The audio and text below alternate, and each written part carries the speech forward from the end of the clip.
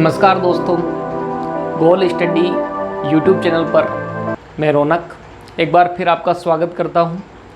लोक संत की सीरीज़ हम पढ़ रहे थे। इसी क्रम में आगे बढ़ते हुए आज हम, जैसा कि आपको टॉपिक थंबनेल में भी दिखाई दे रहा होगा, संत दादू दयाल जी के बारे में चर्चा करेंगे। ठीक है, संत दादू दयाल जी जो हैं उनके बारे में देखिए, एक महत्वपूर्ण संत है राजस्थान के। ठीक है ना, इनसे जुड़ा हुआ सवाल अक्सर पेपर में ज़रूर आता है। ठीक है ना, तो देखिए, बात है अहमदाबाद की। कहाँ की बात है? अहमदाबाद। अगली बात ये, अहमदाबाद कहाँ पड़ता है? गुजरात में। कहाँ पड़ता है? गुजरात में। ठीक है, और यहीं पर आपने कभी इंडिया जीके पढ़ी होगी तो नाम भी सुना होगा, साबरमती नदी। अहमदाबाद जो है किस नदी के किनारे है? साबरमती नदी के किनारे। कौन सी नदी के किनारे है? साबरमती नदी के किनारे। ठीक है, साबरमती आश्रम भी नाम सुना होगा आपने, महात्मा गांधी का। ठीक है ना, बापू। तो देखिए, अहमदाबाद गुजरात जो है, वहाँ पर साबरमती जो नदी बहती है, एक बार यहाँ पर नदी में एक बालक बहता हुआ जा रहा था। ठीक है ना, और वो जो बालक बहता हुआ जा रहा था वो बालक ही संत दादू थे। ठीक है ना, तो संत दादू जो है उनकी सबसे बड़ी जन्म की ये बात है कि साबरमती नदी के अंदर वे बहते हुए जा रहे थे और वहाँ पर एक लोधी राम जी नामक ब्राह्मण थे, जिनका नाम था लोधी राम जी। लोधी राम जी को मिले। लोधी राम जी को दादू नदी में बहते हुए मिले। ठीक है, आसान सी बात है। अहमदाबाद में जो साबरमती नदी है, उस नदी में दादू दयाल जी बहते हुए जा रहे थे एक छोटे से बालक के रूप में, और लोधी राम जी नामक जो व्यक्ति थे उनको दादू दयाल जी मिले। ठीक है, अब लोधी राम जी जो है उन्होंने दादू को आश्रय दिया, दादू का लालन पालन किया। अब वो क्या करेंगे? सीधी सी बात है, दादू थोड़े क्या होंगे, बड़े होंगे। अब जब दादू बड़े होंगे तो दादू को वो शिक्षा के लिए भेजेंगे। अब दादू की जो शिक्षा दीक्षा है वो कहाँ हुई है? तो देखो, कबीरदास जी जो थे ना, नाम सुना हो कबीरदास जी के। इन कबीरदास जी के एक शिष्य थे जिनका नाम है बुड्ढन दास जी। क्या नाम था? बुड्ढन दास जी। कुछ लोग इन्हें वृंदावन दास जी भी कह देते हैं। क्या कह देते हैं? वृंदावन दास जी। और इन वृंदावन दास जी या बुड्ढन दास जी के जो स्टूडेंट थे वो थे दादू दयाल। कौन थे? दादू दयाल। अच्छा सवाल है, कबीरदास जी के स्टूडेंट कौन थे? बुड्ढन दास जी या वृंदावन दास जी। और वृंदावन दास जी के पास कोचिंग करने के लिए कौन जा रहे हैं? दादू दयाल जी जा रहे हैं। दादू दयाल जी का जन्म कहाँ हुआ है? अहमदाबाद में। कौन सी नदी में बह रहे थे? साबरमती नदी में। किसको मिले? लोधी राम जी को मिले। ठीक है, गुरु कौन है इनके? दादू दयाल जी के बुड्ढन दास जी। और बुड्ढन दास जी के गुरु कौन थे? कबीरदास जी। तो ये बातें हमारी क्या होती है? क्लियर होती है। इसके बाद अब सबसे बड़ी बात ये आ रही है, दादू अपनी शिक्षा के लिए चले गए। अब दादू बड़े होंगे, उनकी शिक्षा क्या हो गई? पूरी हो गई। अब भैया शिक्षा पूरी हो गई तो अब वो क्या करेंगे? अब सीधी सी बात है, उनको संसार से विरक्ति होने लगी थी। अब वो अपने संप्रदाय की स्थापना के लिए, अपने ज्ञान के प्रसार के लिए अपने अहमदाबाद को छोड़ करके अन्य स्थान पर क्या करेंगे? प्रस्थान करेंगे। और उनके जीवन की आगे की यात्रा को हम देखते हैं, लेकिन पहले आप इसका स्क्रीनशॉट ले लीजिए। ठीक है, ले लिया होगा स्क्रीनशॉट। ठीक है, बढ़ जाए आगे। तो अब देखो,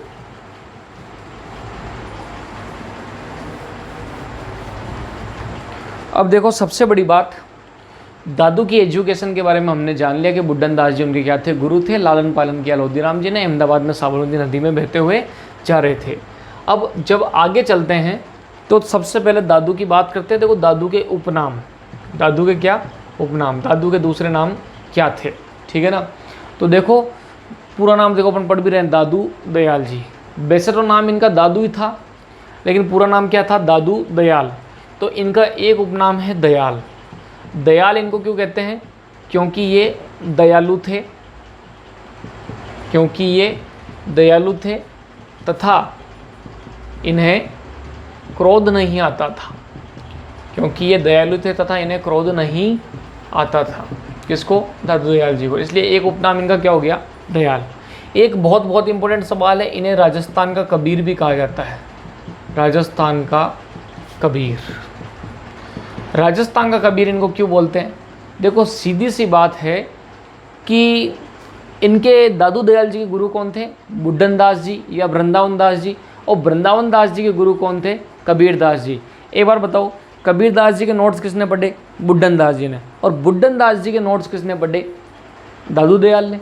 अब दादू दयाल पर इनडायरेक्टली अगर अपन देखें तो किसकी शिक्षाओं का प्रभाव है? कबीर की का ही प्रभाव है ना। देखो कबीर जो संत थे ना, बहुत महान संत हुए हैं, उनके दोहे भी हमने खूब बार पढ़े हैं, ठीक है ना। कबीर ने सबसे ज़्यादा फोकस एक तो सांप्रदायिक सद्भाव पर किया था, ठीक है ना। किस पर?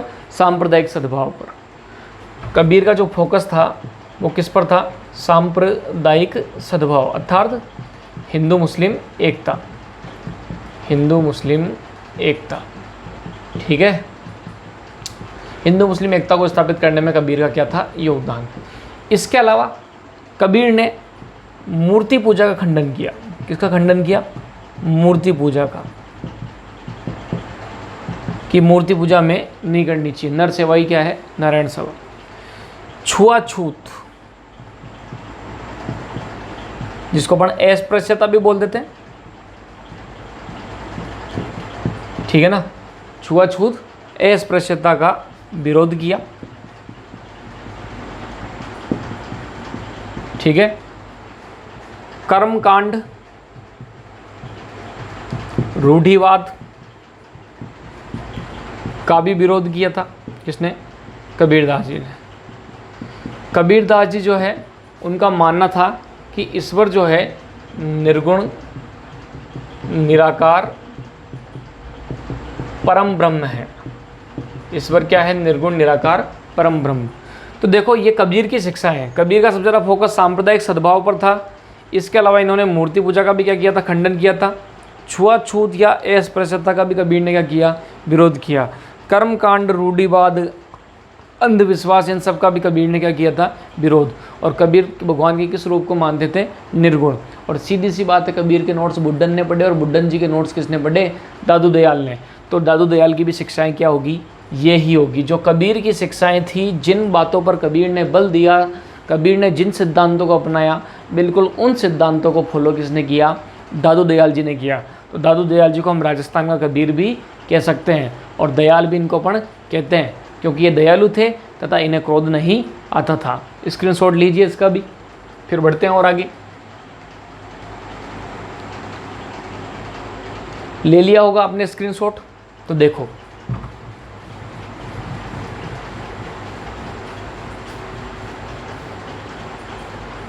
अब देखिए सबसे बड़ी बात क्या आ रही है कि जो दादू दयाल जी है, अब ये गुजरात से ऊपर की तरफ रवाना होंगे। देखो मैं नक्शा अगर बना ही लूँ तो ये हम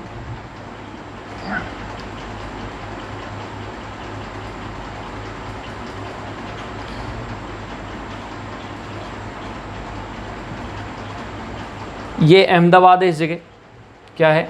अहमदाबाद। अब दादू दयाल जी अहमदाबाद में पले बढ़े, इनकी शिक्षा हुई, अब बड़े हो गए। जैसे अपन अब पढ़ने के बाद रोजगार के लिए भटकते हैं ना इधर उधर, तो अब दादू दयाल जी ने शिक्षा प्राप्त कर ली। अब ये अपने ज्ञान को बांटने के लिए, अपने उपदेशों को प्रसारित करने के लिए, अपने संप्रदाय की स्थापना की खोज के लिए निकल पड़े। और निकलते निकलते भैया ये कहाँ जाएंगे? राजस्थान में। गुजरात के ऊपर राजस्थान ही तो पड़ता है। और जब ये राजस्थान के अंदर आ जाएंगे तो बहुत इंपॉर्टेंट बात है, 1568, कौन सा सन? 1568 ईस्वी। जगह कौन सी? सांभर। जगह कौन सी है? सांभर। सांभर किस जिले में आता है? मुख्यतः जयपुर में। तो 1568 ईस्वी में सांभर जयपुर में दादू ने प्रथम बार उपदेश दिए। इंपॉर्टेंट है कि दादू ने प्रथम बार उपदेश कहाँ दिए थे? सांभर जयपुर में दिए थे। कब दिए थे? 1568 ईस्वी के अंदर दिए थे, ठीक है। तो दादू की लाइफ की जो जर्नी है उसको हम देख रहे हैं कि 1568 में सांभर जयपुर में दादू ने प्रथम बार क्या दे दिए? उपदेश। उसके बाद अगर हम आगे जाएं, ठीक है ना, तो अगला इंपॉर्टेंट सवाल ये आता है कि 1574 कब की बात है? 1574 ईस्वी, 6 साल बाद। अभी तक तो दादू उपदेश ही दे रहे थे कि यार कोचिंग खोलता हूँ, पहले लोगों को इम्प्रेस करते हैं उसके बाद ही कोचिंग खोलेंगे। तो 68 में लोगों को क्या कर रहे थे? इम्प्रेस कर रहे थे, उपदेश दे रहे थे। अब इनको लगा कि यार लोग अपन से क्या हो रहे हैं? प्रभावित हो रहे हैं, तो क्यों ना कोचिंग खोल ली जाए, अपने संप्रदाय की स्थापना कर ली जाए। तो 1574 ईस्वी दादू पंथ की स्थापना, सन इम्पोर्टेंट है। दादू पंथ की स्थापना जो है कब हो रही है? 1574 के अंदर हो रही है। कब हो रही है? 1574 में। ठीक है, तो इन्होंने दादू पंथ की भी क्या कर दी, अब स्थापना कर दी। तो इसी प्रकार से अब दादू पंथ की जब स्थापना होगी, उसके बाद दादू जो है लगातार उपदेश देते रहे और उन्होंने अपनी जो शिक्षाएं थी, सांप्रदायिक सद्भाव, छुआछूत दूर करना, कर्म कांड का विरोध करना, रूढ़िवाद का विरोध करना, मूर्ति पूजा का खंडन करना आदि को आगे बढ़ाते गए।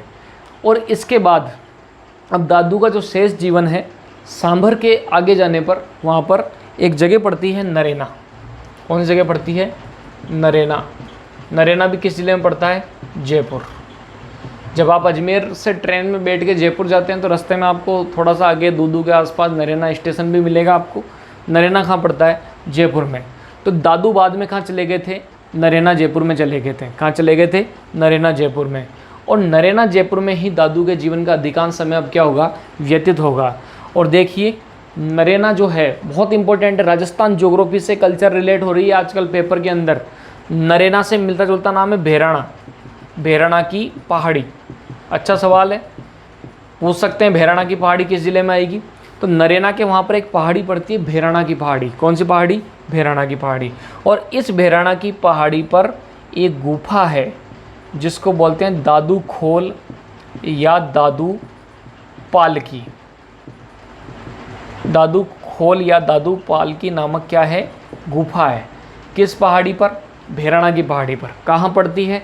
नरेना जयपुर में। ठीक है, और यहाँ पर कहते हैं कि दादू ने क्या ले ली थी? दादू ने जीवित समाधि ली। दादू ने जीवित क्या ले ली? समाधि ली। ठीक है ना। तो दादू का सफ़र अहमदाबाद से शुरू हुआ। उनका अहमदाबाद में जन्म हुआ। गुरु बुड्ढन दास जी से शिक्षा ग्रहण की। कबीर जो है इनके गुरु के भी गुरु थे। कबीर का इन पर पूरा प्रभाव था, तो राजस्थान का कबीर भी इनको कहते हैं। क्रोध नहीं आता था, दयालु थे, इसलिए दयाल भी कहते हैं।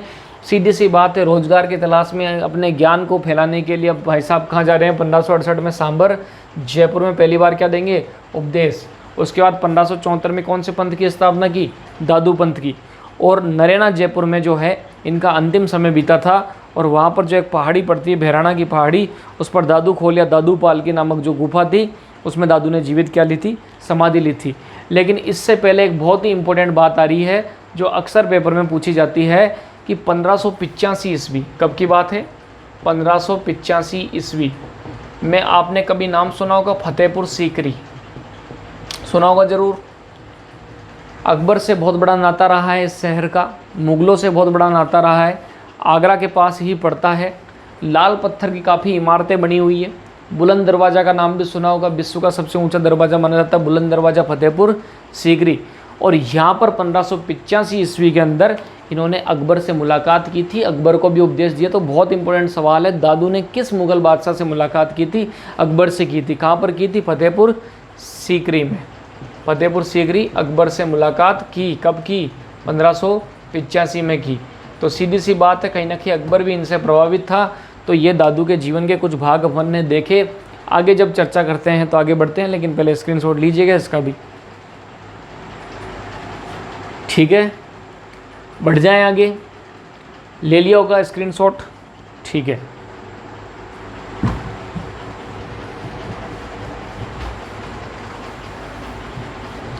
अब देखो, सबसे अच्छी बात, सबसे मेन बात कि जो दादू दयाल हैं, इनकी मैं अपन ने मृत्यु तक की बातें तो कर ली, लेकिन दादू दयाल की शिक्षाएं। अब क्या टॉपिक है हमारा? दादू दयाल की शिक्षाएं। दादू दयाल की शिक्षाएं। ठीक। अब दादू दयाल की जो शिक्षाएं हैं वो मैंने आपको अभी पहले थोड़ी देर पहले बताई थी कि निर्गुण ब्रह्म को मानो। किसको मानो? निर्गुण ब्रह्म को मानो। मूर्तिवाद का इन्होंने क्या किया?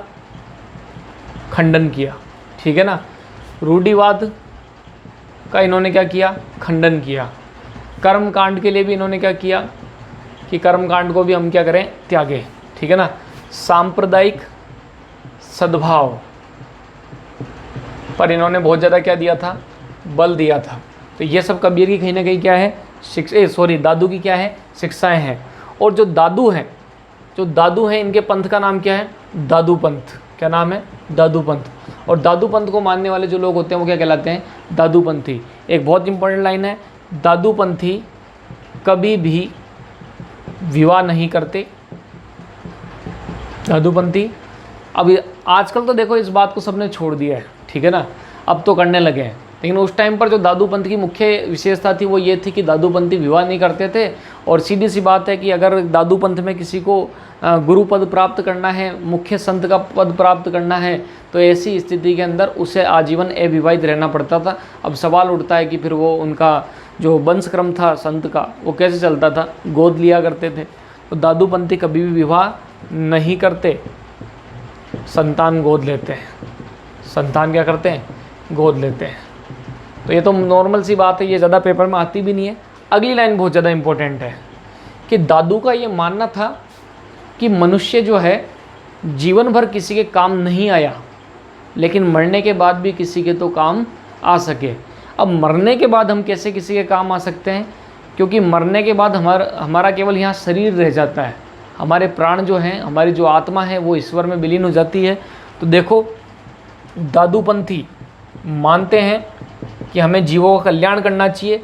तो दादूपंथी जो शव को ना तो जलाते हैं ना गाड़ते हैं, फिर करते क्या हैं दादूपंथी, ठीक है ना, दादूपंथी शव को ना तो जलाते हैं ना गाड़ते, फिर क्या करते हैं, ये पशु पक्षियों के खाने के लिए छोड़ देते हैं। पशु पक्षियों के खाने के लिए छोड़ देते हैं। तो अच्छा सवाल है, वह कौन सा संप्रदाय है जो पशु पक्षियों के खाने के लिए अपने शव को छोड़ देता है।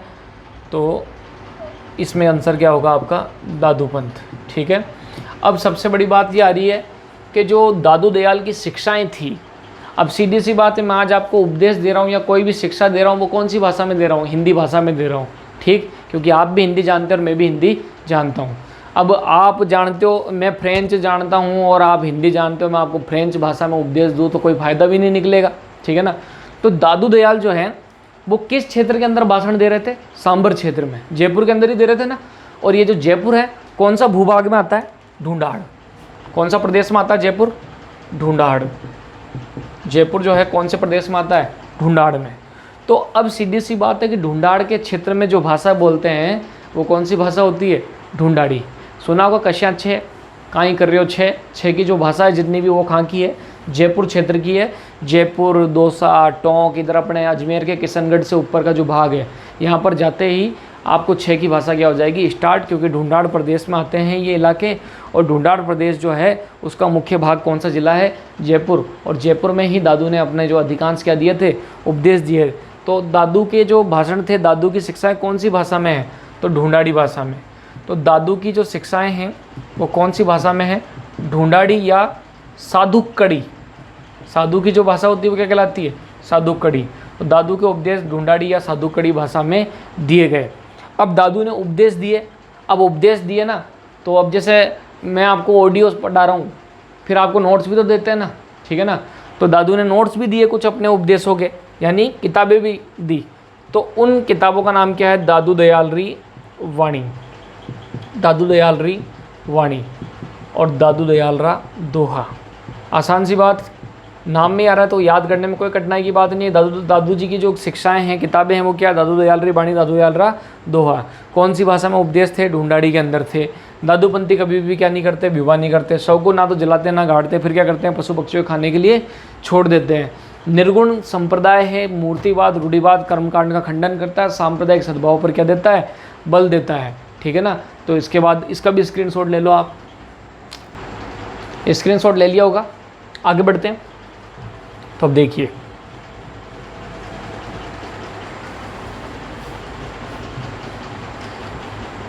अब सुनो सबसे बड़ी बात कि दादू दयाल की शिक्षाएं या दादूपंथ की शिक्षाओं के बारे में चर्चा कर रहे हैं। तो देखो, हम जब भी किसी से मिलते हैं ना तो उनसे अभिवादन करते हैं, नमस्ते, हेलो, हाय, कुछ भी जो आप करते हैं, ठीक है ना। आजकल तो एक और शब्द चला है व्हाट्सअप, कैसे हो आप, ठीक है ना। तो अब सुनो, तो दादू दयाल की जो शिक्षाएं हैं, इनमें एक सबसे बड़ी बात यह है कि दादू दयाल के जो अनुयायी हैं, दादूपंथी हैं, वो जब भी मिलते हैं ना तो आपस में एक डायलॉग बोलते हैं, दादू राम सत्य राम। क्या बोलते हैं? दादू राम सत्य राम। तो दादू दयाल के जो पंथ है, दादू पंथ, इसमें अभिवादन में क्या बोलते हैं? दादू राम सत्य राम। अभिवादन में दादू राम सत्य राम का उच्चारण। तो नमस्ते की जगह क्या बोलते हैं? दादू राम सत्य राम। हो गई इतनी बात। अब सबसे बड़ा और सबसे इम्पोर्टेंट सवाल कई लोग गलत करते हैं, दादू पंथियों का सत्संग स्थल क्या कहलाएगा? अच्छा सवाल। दादू पंथियों का सत्संग स्थल क्या कहलाता है? तो इसका आंसर होगा, बहुत इंपॉर्टेंट, ऐसे याद रख लो, बैठ के अपन क्या करते हैं? देखो साधु संतों का आपने देखा होगा, अलग निरंजन करते रहते हैं बैठे बैठे। कीर्तन ही तो करते हैं बैठे बैठे, सत्संग करते हैं तो सत्संग में क्या बोलते हैं? अलग निरंजन। तो दादू पंथियों का सत्संग स्थल है अलग दरीबा। क्या है? अलग दरीबा। दरी पे बैठ गए, दादू पंथी किस पे बैठ गए? दरी पे। और दरी पे बैठ के क्या बोल रहे हैं? अलग निरंजन। तो दादू पंथियों का सत्संग स्थल क्या कहलाएगा? अलग दरीबा। अभिवादन मैंने आपको बता दिया, शवों को ना गाड़ते हैं ना जलाते हैं, बल्कि किसको क्या करते हैं? पशुओं को खाने के लिए छोड़ देते हैं। दादूपंथी विवाह भी नहीं करते हैं। ठीक है। अब सबसे बड़ी बात ये आ रही है कि दादू जो है, इनकी फैन फॉलोइंग बहुत ही बढ़िया थी, काफ़ी ज़्यादा इनके स्टूडेंट थे। तो दादू के 152 प्रमुख शिष्य थे। दादू की कोचिंग में कितने स्टूडेंट थे? 152। दादू के 152 प्रमुख शिष्य थे, लेकिन 152 शिष्य थे, इनमें 52 प्रमुख शिष्य थे। अब देखो कोचिंग में तो बहुत सारे बच्चे पढ़ते हैं, मानो 152 बच्चे पढ़ रहे हैं, लेकिन गुरु के करीब एकदम खास इंटेलिजेंट जो थे वो कितने थे? 52। तो दादू के कुल कितने शिष्य? 152। और उनमें भी मेन कितने शिष्य थे? 52 प्रमुख शिष्य थे। ठीक है ना। और ये जो 52 शिष्य हैं, इनको दादू के 52 स्तंभ या खंबे भी कहते हैं। क्या कहते हैं? खंबे भी। क्यों कहते हैं? क्योंकि कहीं ना कहीं इन 52 के ऊपर ही दादू पंथ की जो अस्तित्व था, शिक्षाओं का जो आधार था वो टिका हुआ था। ठीक है। इसका भी आप स्क्रीनशॉट ले लीजिए। आगे बढ़ जाएं फिर। ठीक है। अब देखो आप, तो दादू के मैंने आपको कितने स्टूडेंट बताए? 152, लेकिन उनमें मेन शिष्य कितने थे? 52। और उन 52 के नाम तो आपसे पूछने से रहे। उन 52 में से 5-7 के नाम मैं आपको बता दूं, क्या पता पटवारी जैसे मैं आपसे थोड़ा सा पूछ लें। तो गरीबदास जी, क्या नाम है? गरीबदास जी, संतदास जी, सुंदरदास जी, माधोदास जी,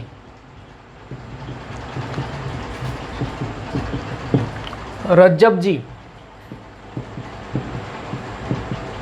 ठीक है ना, मिस्कीन जी, ये सब किसके शिष्य हैं? दादू के प्रमुख शिष्य हैं। उन 52 स्टूडेंटों की जो बात कर रहे हैं ना, उनमें मेन ये हैं, लगभग 6 नाम हैं, लेकिन इनमें से आप इनको मत भूलना। किनको? रज्जब जी को। ये पेपर में ज़रूर आते हैं। एक सुंदरदास जी को भी आप ध्यान रख लीजिएगा, और एक गरीबदास जी को भी। ठीक है ना। दादू के पुत्र माने जाते हैं गरीबदास जी। ठीक है ना। तो रज्जब जी, गरीबदास जी, संतदास जी, मिस्किन जी, सुंदरदास जी, माधोदास जी जो हैं दादू के प्रमुख क्या थे? दादू पंथ के शिष्य थे। इनमें रज्जब जी बहुत इंपॉर्टेंट थे, और गरीबदास जी भी ध्यान रख लीजिएगा, और सुंदरदास जी भी ध्यान रख लीजिएगा। अब थोड़ी सी चर्चा मैं रज्जब जी की भी कर लेता हूँ लगे हाथों। ठीक है ना। तो देखिए क्या बात आ रही है कि ये जो रज्जब जी थे, ये पठान मुस्लिम थे। क्या थे? पठान मुस्लिम। ठीक है। जयपुर में एक जगह पड़ती है सांगानेर। सांगानेर जयपुर के थे। कहाँ के थे? सांगानेर जयपुर के थे। रज्जब जी जो है कहाँ के थे? सांगानेर जयपुर के थे। एक बार क्या हुआ, और हाँ, इनकी माता का नाम था गोरा। क्या नाम था? गोरा। इनकी किसका नाम था? माता का नाम। ठीक है। विधवा थी। ठीक है ना। उनके पुत्र थे ये रज्जब जी, और मुस्लिम थे, सांगानेर के पठान थे। ठीक है। तो एक बार क्या, इनकी बारात जा रही थी। किसकी? रज्जब जी की। रज्जब जी बढ़िया तैयार थे, शानदार इत्र वित्र लगा रखा था, बढ़िया शेरवानी पहन रखी थी, और बढ़िया पूरे शानो शौकत के साथ इनकी बारात जा रही थी। अब बारात जा रही थी तो रास्ते में क्या हुआ कि दादू दयाल के वहाँ से इनकी बारात क्या हुई, गुजरी। अब जब दादू दयाल के वहाँ से इनकी बारात गुजरी तो बारात ने स्टे किया होगा, थोड़ा बहुत ठहराव कर लिया होगा कि यार यहीं पे कहीं पे रुक लेते हैं। तो वहाँ पर दादू दयाल जी के क्या चल रहे थे, प्रवचन चल रहे थे। अब जब दादू दयाल जी के प्रवचन चल रहे थे तो दादू दयाल जी के प्रवचनों को रज्जब जी ने सुना। अब सीधी सी बात है कि दादू दयाल जी ने टॉपिक भी मोह माया का ही ले रखा था कि भैया इस संसार में कुछ भी नहीं रखा है, ठीक है ना, खाली हाथ आए थे और खाली हाथ ही जाना है, नश्वर शरीर है, मिट्टी से ही बना है और मिट्टी में क्या करना है, मिलना है। तो ऐसी स्थिति के एक लाइन भी है, मनुष्य जन्म अनमोल रे, मिट्टी में मत घोल रे, अभी मिला है फिर ना मिलेगा, कभी नहीं कभी नहीं कभी नहीं। तो सीधी सी बात है, दादू ने इसी टाइप का ज्ञान बांट दिया। अब जब दादू ने ज्ञान बांटा तो सीधी सी बात है, रज्जब जी को लगा मैं शादी क्यों कर रहा हूँ, एक दिन मरना है, ये शादी वादी और सब धरी रह जाएगी, ठीक है ना, घर गृहस्थी के लपड़े में क्यों फंसे फालतू की पंचायत में। तो ऐसी स्थिति में रज्जब जी के मन में क्या जगह, वैराग्य जगह। दादू की जो शिक्षाएं थी तुरंत उनके दिमाग में क्या हो गई, कैच हो गई, ठीक है ना, एंटीना बढ़िया था उनका, तो दिमाग में फटाफट उनकी बातें क्या हो गई, बैठ गई। तो रज्जब जी ने क्या करा, उसी दिन से डिसाइड कर लिया कि मैं मोह माया को त्यागता हूँ और दादू को मैं क्या मानता हूँ, गुरु मानता हूँ। और फिर बाद में जीवन भर ये दादू के प्रमुख क्या रहे, शिष्य रहे। और सबसे बड़ी बात, इन्होंने कभी भी अपने दूल्हे के वेश को नहीं उतारा। और यही सवाल पेपर में आता है कि वे संत कौन से थे जो आजीवन दूल्हे के वेश में रहे। कौन थे, रज्जब जी आजीवन दूल्हे के वेश में रहे। कि रज्जब तूने गजब किया, दूल्हे के वेश में रह गया, ठीक है ना। तो आजीवन दूल्हे के वेश में रहे। इनके गुरु कौन थे, रज्जब जी के दादू दयाल जी थे। गोरा नामक इनकी जो विधवा महिला थी वो इनकी माता थी। सांगानेर जयपुर के मुस्लिम पठान थे, विवाह के समय जा रहे थे, उस समय दादू से प्रभावित हुए और संत बन गए और आजीवन दूल्हे के क्या रहे, वेश में रहे। रज्जब जी की आजकल 2 किताबें बहुत इंपॉर्टेंट जो पेपर में आने लगी है, रज्जब बाणी। अब ये तो नाम से हर कोई पहचान लेगा, लेकिन बहुत अच्छा सवाल है, सर्वंगी, काफ़ी अच्छा सवाल है। रज्जब बाणी और सर्वंगी जो है किसकी रचना है, ये दोनों जो है रज्जब जी की रचना है। किसकी रचना है, रज्जब जी की। इसका भी आप स्क्रीनशॉट ले लीजिए, ठीक है ना। ले लिया होगा स्क्रीनशॉट, देखिए।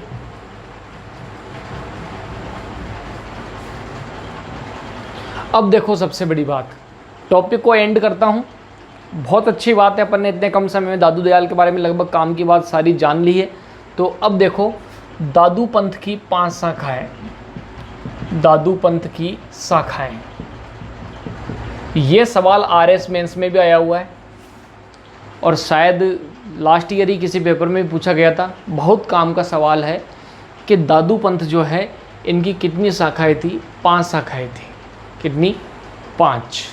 ये 5 शाखाएं जो है हमारे लिए क्या है, काम की है। और ये 5 पेपर में आने के चांस भी है। इनके हमें क्या रखने पड़ेंगे, नाम याद रखने पड़ेंगे, ठीक है ना। तो दादू पंथ की 5 शाखाओं के नाम लिखता हूँ मैं। एक शाखा का नाम है खालसा। क्या है, खालसा। दूसरी शाखा का नाम है विरक्त, ठीक है। तीसरी शाखा का नाम है खाकी। चौथी शाखा का नाम है उत्तरादेय। और 5वीं शाखा का नाम क्या है, नागा। क्या नाम है, नागा। ये 5 शाखाएं किस संप्रदाय की है, दादू पंथ की शाखाएं हैं, ठीक है ना। और दादू के स्टूडेंटों ने आगे जाके ये क्या करा, दादू पंथ की अलग अलग शाखाएं क्या हो गई, फेमस हो गई। सीधी सी बात है, कोई बड़ी कोचिंग होती है और उस बड़ी कोचिंग की अलग अलग शहरों में क्या खुल जाती है, ब्रांच। हेड ऑफिस तो वही था, कौन सा, सांबर जयपुर से और नरैना जयपुर से चलता था। खालसा का मतलब वैसे भी शुद्ध होता है। खालसा शाखा जो इनमें सबसे मेन शाखा थी, ठीक है ना। और दादू के जो मुख्य शिष्य हुआ करते थे, उनके जो पुत्र हुआ करते थे, जो उनकी मुख्य शिष्य परंपरा का अनुकरण किया करता था, वो खालसा की सीट पे बैठता।